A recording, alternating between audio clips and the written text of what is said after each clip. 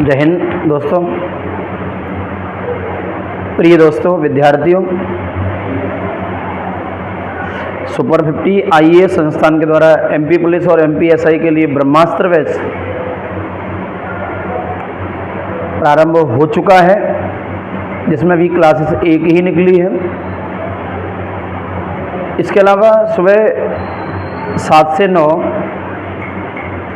UPSC एवं MPPSC के लिए स्पेशल फाउंडेशन बैच प्रारंभ हो चुका है और 9 से 11 MP पुलिस और MP SI के लिए ब्रह्मास्त्र क्लास है। इसके अतिरिक्त वह बैच जो विभिन्न प्रतियोगी परीक्षा जैसे रेलवे NTPC है, रेलवे ALP है, रेलवे टेक्नीशियन है, रेलवे ग्रुप D है, SSC के एग्ज़ाम हैं, उनके लिए भी ब्रह्मास्त्र बैच है वो। इसके अलावा मध्य प्रदेश शिक्षक वर्ग 3 के लिए भी हमने ब्रह्मास्त्र बैच कल या परसों से शुरू हो जाएगा, यानी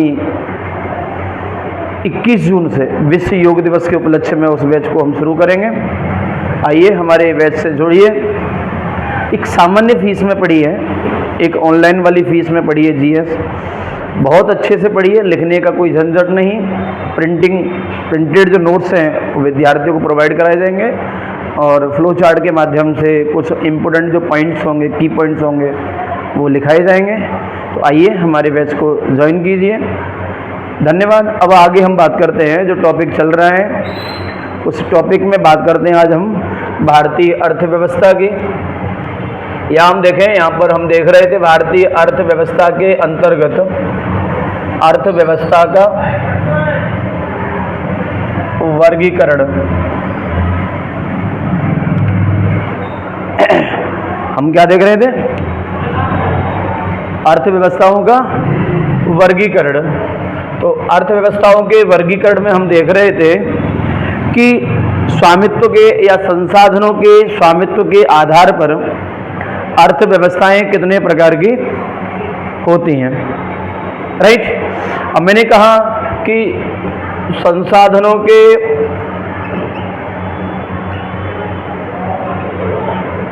स्वामित्व के आधार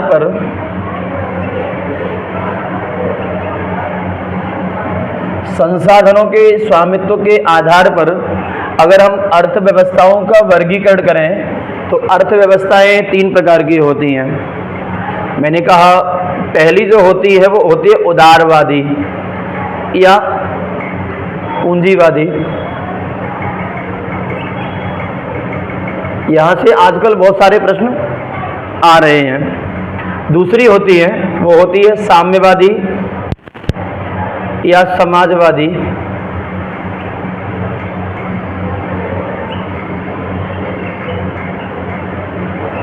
और कुछ अर्थव्यवस्थाएं ऐसी भी होती हैं जो पूंजीवाद का भी समर्थन करती हैं और समाजवाद का भी समर्थन करती हैं, यानी दोनों को मिला जुला के अपना काम करती हैं। उनका नाम है मिश्रित अर्थव्यवस्था।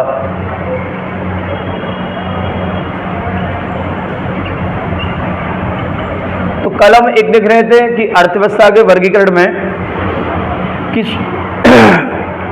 भूमिका के आधार पर इकोनॉमी अर्थव्यवस्था है। तो मैंने कहा कि भूमिका के आधार पर अर्थव्यवस्थाएं 2 प्रकार की देखी थी आपने कल, यानी अंतर संबंधों के आधार पर, एक खुली अर्थव्यवस्था, दूसरी बंद अर्थव्यवस्था। तो खुली अर्थव्यवस्था वह अर्थव्यवस्था होती है जहां सेवाओं के और वस्तुओं के आयात निर्यात पर कोई प्रतिबंध नहीं होता, यानी जो भी सेवा देने वाली कंपनियां होती हैं, जो भी वस्तुओं का उत्पादन करने वाली होती हैं या वस्तुओं और सेवाओं का आयात करती हैं या निर्यात करती हैं, वहाँ सरकार का बहुत कम, लगभग ना के बराबर हस्तक्षेप होता है। अर्थात वे अर्थव्यवस्थाएं जो संसाधनों के मुक्त आवागमन का समर्थन करती हैं, यानी फ्री ट्रेड, मुक्त व्यापार की नीति का पालन करते हैं। मैंने कहा इसके अंतर्गत उदारवादी अर्थव्यवस्थाओं को माना जाता है। तो क्या हम ये कह सकते हैं कि जो खुली अर्थव्यवस्था है वो सब उदारवादी अर्थव्यवस्थाएं होती हैं? लगभग मान सकते हैं। वैसे ही दूसरा हमने देखा साम्यवादी। या समाजवादी। बंद आपने कल देखा था कि मैंने कहा बंद अर्थव्यवस्था जहाँ आयात निर्यात सरकार की इच्छा से निर्मित होता हो, अर्थात आयात निर्यात पर प्रतिबंध लगाओ, ना तो आप नया आयात कर सकते नहीं निर्यात कर सकते हो। इसके अंतर्गत मैंने कहा वे देश जो क्लोज इकोनॉमी अपनाते हैं वो संरक्षणवादी नीति को प्राथमिकता देते हैं, यानी अपने देश की इकोनॉमी को ही बढ़ावा देना। मतलब अगर आयात करेंगे तो अपने देश की मनी दूसरे देशों में जाएगी, तो इसको रोकने का भी प्रयास करते हैं। तीसरा मैंने कहा कि जो बंद अर्थव्यवस्था है वो एक आदर्श स्थिति है, क्योंकि दुनिया में आजकल ऐसी स्थिति में कोई भी इकोनॉमी नहीं हो सकती कि वो अपने आप में पूर्ण समर्थ हो, वो आयात न करे किसी देश से। ऐसी कोई इकोनॉमी ऐसा हो सकता है संभव नहीं है, क्योंकि वो उसे किसी न किसी देश से कुछ न कुछ तो मंगाना पड़ेगा, राइट। अब मैंने कहा कि संसाधनों के स्वामित्व के आधार पर अगर हम इकोनॉमी का वर्गीकरण कर दें तो अर्थव्यवस्थाएं देखें तो स्वामित्व के आधार पर यानी संसाधनों के मालिकाना हक के आधार पर इकोनॉमी 3 प्रकार की होती है। पहले मैंने कहा कौन सा, उदारवादी या पूंजीवादी। दूसरा कौन सा है, समाजवादी या साम्यवादी। तीसरा कौन सा है। तो कल आपने उदारवादी अर्थव्यवस्था देखा था, यानी उदारवादी अर्थव्यवस्था के जनक कौन है, फादर ऑफ कैपिटल इकोनॉमी। इससे कैपिटल इकोनॉमी भी, इसके जनक कौन है, एडम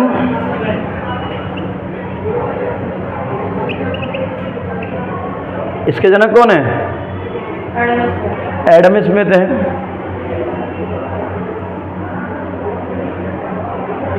राइट। अब मैंने कहा इसके जनक है तो उनकी किताब कौन सी है, बुक,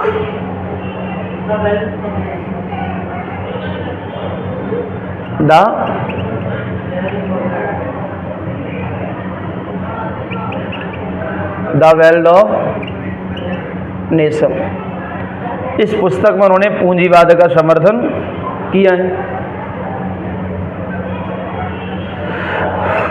उत्पादन और वितरण में अगर देखा जाए, वितरण में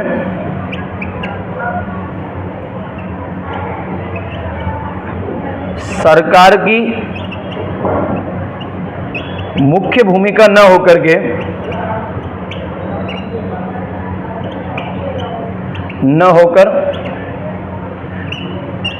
निजी हाथों में होती है, राइट। तीसरा आपने देखा होगा तो बाजार की कीमतों का निर्धारण,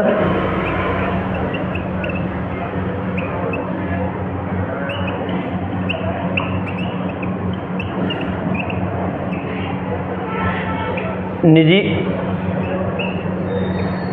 व्यक्तियों द्वारा, और यहां भी आयात निर्यात पर क्या होता है, निर्यात पर प्रतिबंध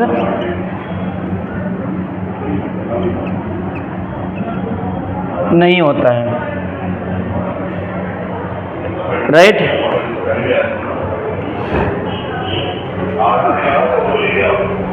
और निजी व्यक्तियों द्वारा आयात बाजार की कीमतों का निर्धारण किया जाता है।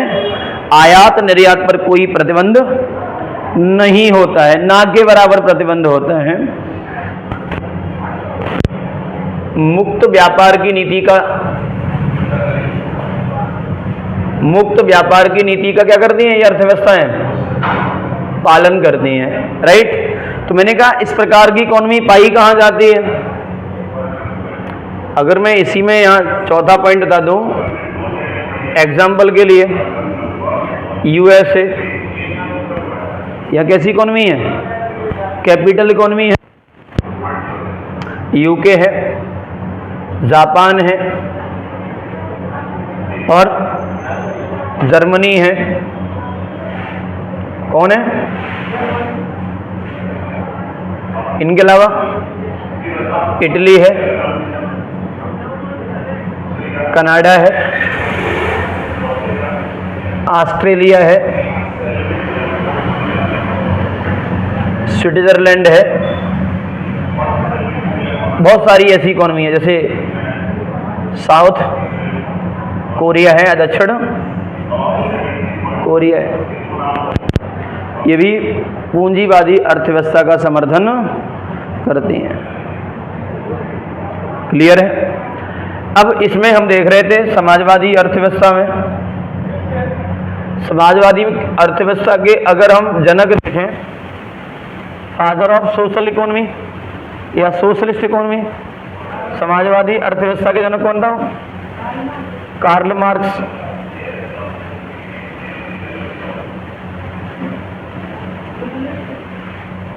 समाजवादी, सोशलिस्ट का मतलब समाजवादी होता है। दूसरा है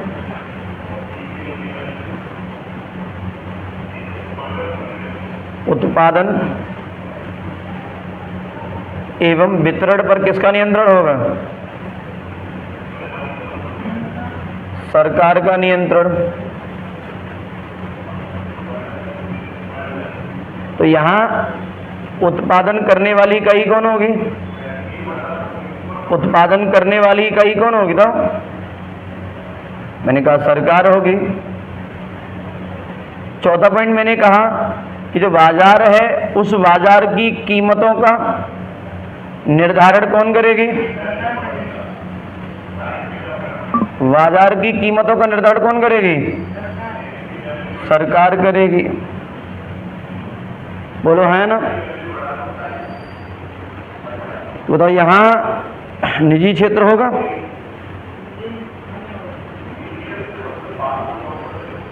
तो यहां उत्पादन क्या होगा? पांचों पॉइंट। यहां जो उत्पादन होगा नागरिकों की आवश्यकता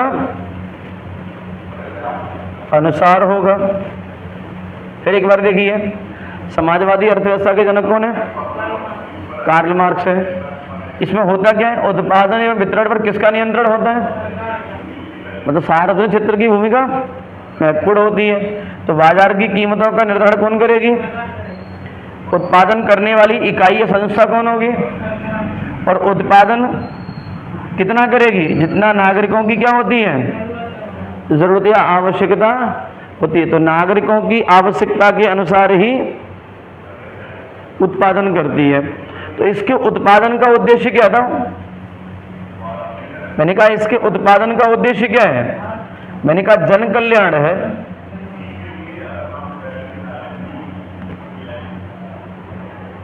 ये कई बार यहां से एमपीपीएससी ने प्रश्न पूछा है कि समाजवादी अर्थव्यवस्था के जनक या पूंजीवादी अर्थव्यवस्था के जनक कौन से देश में इस प्रकार की इकोनॉमी पाई जाती है?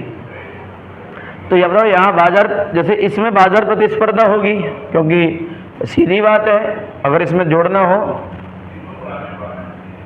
इसमें बाजार प्रतिस्पर्धा होगी, कंपटीशन होगा। क्यों होगा भाई? उत्पादन कोई भी करेगा जो सस्ता माल बेचेगा। उद्देश्य क्या है इसमें? जन कल्याण है। तो इसमें बाजार प्रतिस्पर्धा होगी। समाजवादी में भाई कंपटीशन होगा ही नहीं, क्योंकि सब कुछ करके उत्पादन कौन दे रही है? लिख देंगे यहां बाजारी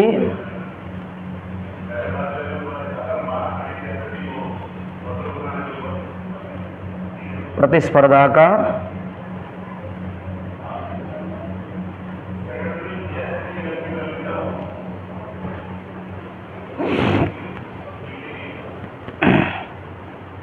इसमें सरकार का कोई हस्तक्षेप होगा? इसमें सरकार का हस्तक्षेप होगा? पूरा का पूरा होगा।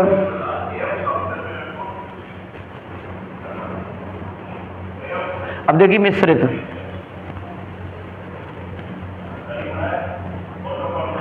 तो मिश्रित में देखा जाए तो आर्थिक क्रियाओं में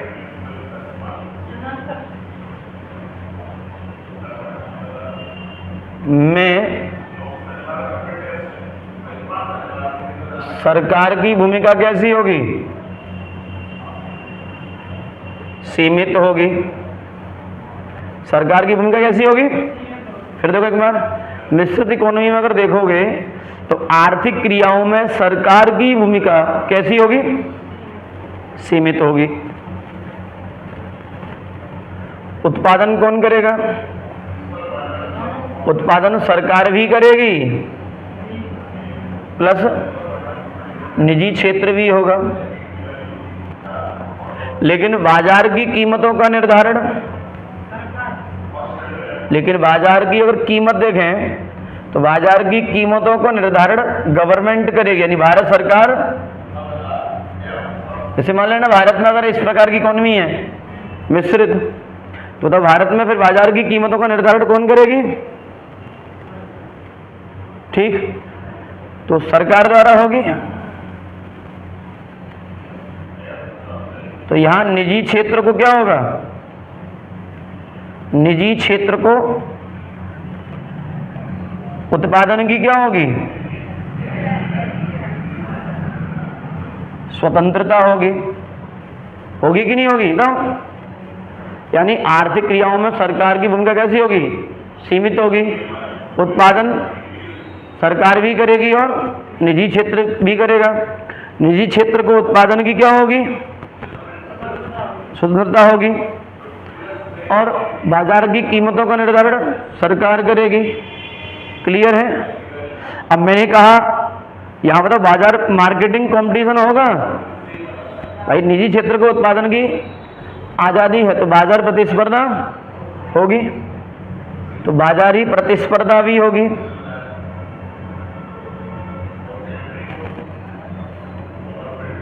बाजारी प्रतिस्पर्धा भी होगी। क्लियर है? और इस प्रकार की इकोनॉमी अपनाने का उद्देश्य क्या है? मैंने कहा जन कल्याण।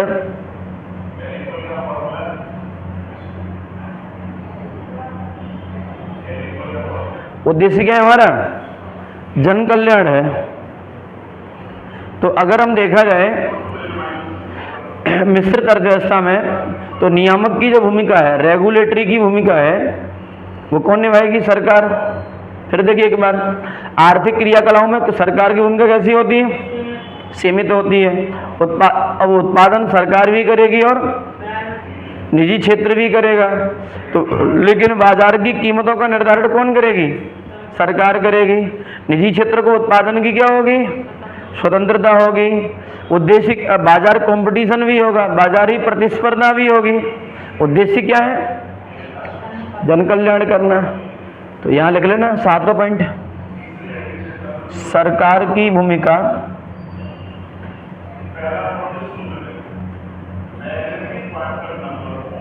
नियामक, रेगुलेटरी,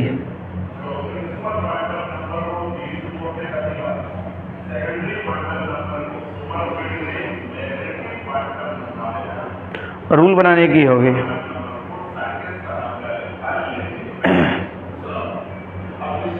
समझ में आ गया? फिर एक बार देखिए, मैंने कहा रिसोर्सेज के आधार पर इकोनॉमी कितने प्रकार की होती है, यानी संसाधनों के मालिकाना हक के आधार पर इकोनॉमी तीन। पहली कौन सी? उदारवादी या इंग्लिश के हिसाब से कैपिटल इकोनॉमी। ठीक, तो यहाँ इस इकोनॉमी के जनक कौन है? अच्छा एक मिनट, मिश्रित में इसमें रह गए, मिश्रित में जनक कौन है?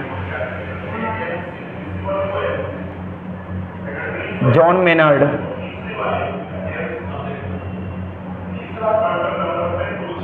John Maynard and Keynes. तो अब इस इकोनॉमी के जनक कौन है? Adam Smith. तो पूंजीवादी अर्थव्यवस्था के बारे में किताब, कौन सी किताब लिखी गई है? The wealth of nation. इसके लेखक कौन है? Adam Smith. इस इकोनॉमी में होता क्या है? उत्पादन और वितरण में सरकार की मुख्य भूमिका नहीं होती है। तो फिर मुख्य भूमिका किसकी होती है? निजी क्षेत्र की होती है। नहीं, तो बाजार की कीमतों का निर्धारण कौन करेगा? सरकार करेगी, निजी क्षेत्र करेगा। और आयात निर्यात पर कोई प्रतिबंध नहीं होगा। तो यहाँ बाजार प्रतिस्पर्धा होगी, बाजार प्रतिस्पर्धा होगी। तो मैंने कहा बाजार की मुक्त बाजार की नीति का पालन करती है ये। तो ये इकोनॉमी कहाँ कहाँ पाई जाती है? मैंने कहा USA, UK, Japan, Germany, Italy, Canada, Australia, Switzerland, दक्षिण कोरिया। अब मैंने कहा समाजवादी कहाँ पाई जाती है? एग्जाम्पल तो रूस कहाँ पाई जाती है? तो शीत युद्ध के दौरान जितने भी देश थे लगभग उनमें आज भी सोशलिस्ट इकोनॉमी है, जैसे रूस है, चीन,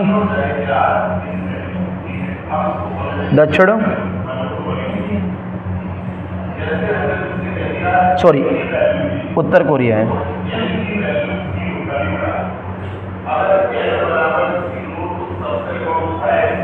हालांकि इसके करीब अभी ईरान भी जा रहा है।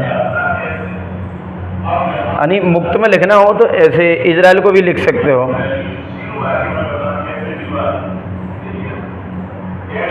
रूस, चीन, उत्तर कोरिया, ईरान लिखना हो तो इसमें वियतनाम। जिन जिन देशों पर रूस का आज भी प्रभाव है वहाँ कौन सी इकोनॉमी है? समाजवादी है। तो मिश्रित इकोनॉमी कहाँ कहाँ है? तो मिश्रित तो कहीं लिख लेता हूँ मैं, नीचे जगह नहीं है तो। भारत में है, प्लस फ्रांस ने पहली बार इसको अपनाया। भारत के जितने भी पड़ोसी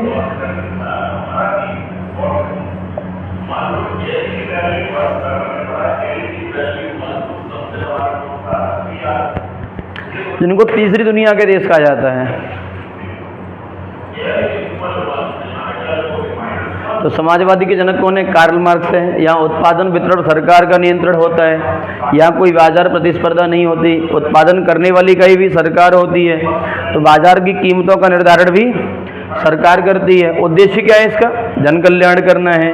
तो इस प्रकार की इकोनॉमी रूस, चीन, उत्तर कोरिया, वियतनाम इन देशों में पाई जाती है। जैसे अब उदारवादी और लिखना हो एग्जाम्पल तो और भी लिख सकते हो, जैसे सिंगापुर है, सुना है, हांगकांग है, ये सबने सुने ही होंगे, आइसलैंड है, नीदरलैंड है, यहाँ भी इकोनॉमी पाई जाती है। अब मैंने कहा मिश्रित क्या करती है? पूंजीवाद से भी लाभ लेती है, समाजवाद से भी लाभ लेती है, दोनों मिलकर काम करते हैं। मतलब उत्पादन निजी क्षेत्र भी करेगा, सरकार भी करेगी, लेकिन बाजार की कीमतों का निर्धारण सरकार करेगी। निजी क्षेत्र को उत्पादन की स्वतंत्रता होगी, ठीक, बाजार कंपटीशन होगा। उद्देश्य क्या है? सरकार के द्वारा काम करना यार, जन कल्याण। तो सरकार की भूमिका किसके रूप में होगी? रेगुलेटरी के रूप में होगी। इस अर्थव्यवस्था के जनक कौन है? John Maynard Keynes. और इकोनॉमी कहाँ कहाँ पाई जाती है? भारत, फ्रांस और जैसे पाकिस्तान, अफगानिस्तान, नेपाल, बांग्लादेश, इन देशों में इकोनॉमी पाई जाती है। पूछना है कुछ? धन्यवाद।